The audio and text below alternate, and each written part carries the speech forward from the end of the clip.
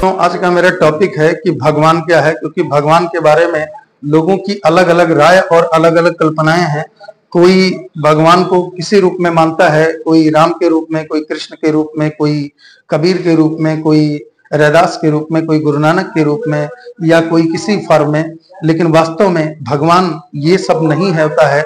जहां तक मेरी अपनी समझ है, वो भगवान में जो 5 अक्षर हैं, भ, ग, व, आ और ना, जैसे कि यहाँ पर भा, ग, व, आ और ना, ये पांचों हुए।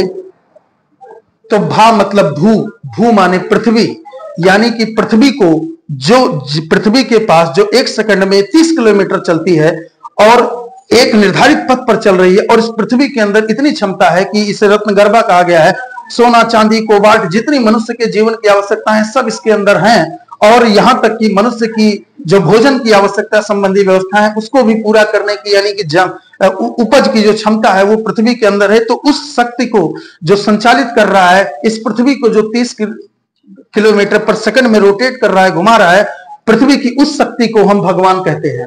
गा मतलब गगन, गगन का मतलब आकाश, आकाश का मतलब होता है खाली स्पेस, खाली जगह। खाली जगह का अर्थ ही होता है बुद्धिमत्ता। बुद्धिमत्ता उसी के पास होती है जिसका ब्रेन बिल्कुल खाली होता है, जिसके ब्रेन में कुछ भी नहीं होती है, बुद्धिमत्ता ऑटोमेटिक उतरती है मेरे मित्रों। तो ये आकाश जो है, वो जिस भी व्यक्ति के अंदर आकाश का गुण ज्यादा होगा, वह व्यक्ति निश्चित तौर पर वास्तविक में बुद्धिमान होगा ही, माइंडेड होगा, वो विवेकशील होगा। उसे विवेक को अर्जित करने के लिए किसी भी चीज की आवश्यकता नहीं होती। अपने अंदर आकाश की जो शक्ति है उसे ज्यादा ग्रहण करने की ग्रहणशीलता अधिक होनी चाहिए। और वह माने वायु। आप सभी जानते हो कि ये वायु ही है कि जो हमको जीवित रखे हुए है, इस शरीर की, इस देह की रक्षा करती है। इसमें जो भी डाला जाता है, रोटी, दाल, चावल, सब्जी, यानी जो भी भोज्य पदार्थ हमने डाला, उसको भस्म करके उसको एनर्जी के फॉर्म में, एटीपी के फॉर्म में कन्वर्ट करने का काम वायु का है। और आ माने अग्नि। आप सबको मालूम है कि अग्नि अगर इस संसार में ना हो, अगर इस संसार में अग्नि ना हो तो कोई भी चीज कंप्लीट नहीं हो सकती है, क्योंकि भोजन भी आपका बनता है, सुपाच्य तभी हो पाता है जब अग्नि उसमें प्रवेश करती है। आपके बॉडी में भी टेम्परेचर होता है, गर्मी है, अग्नि है।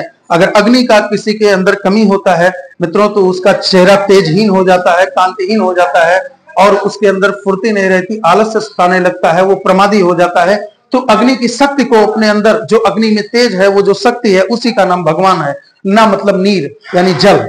जल आप सभी जानते हो कि किसी को भी कोई भी बीमारी हो, लेकिन जब वो डॉक्टर के पास पहुंचता है तो सबसे पहले डॉक्टर उसको ग्लूकोज ही लगाता है, क्योंकि डॉक्टर को ये मालूम है कि विदाउट पानी के ही सभी समस्याएं, पानी के कमी के कारण ही तमाम समस्याएं उत्पन्न होती हैं। इसी वजह से डॉक्टर सबसे पहले आपको, किसी भी मरीज को हॉस्पिटल में ग्लूकोज की ही बोतल चढ़ाता है, क्योंकि उसमें पानी और नमक की मात्रा होती है, पानी की मात्रा ज्यादा होती है।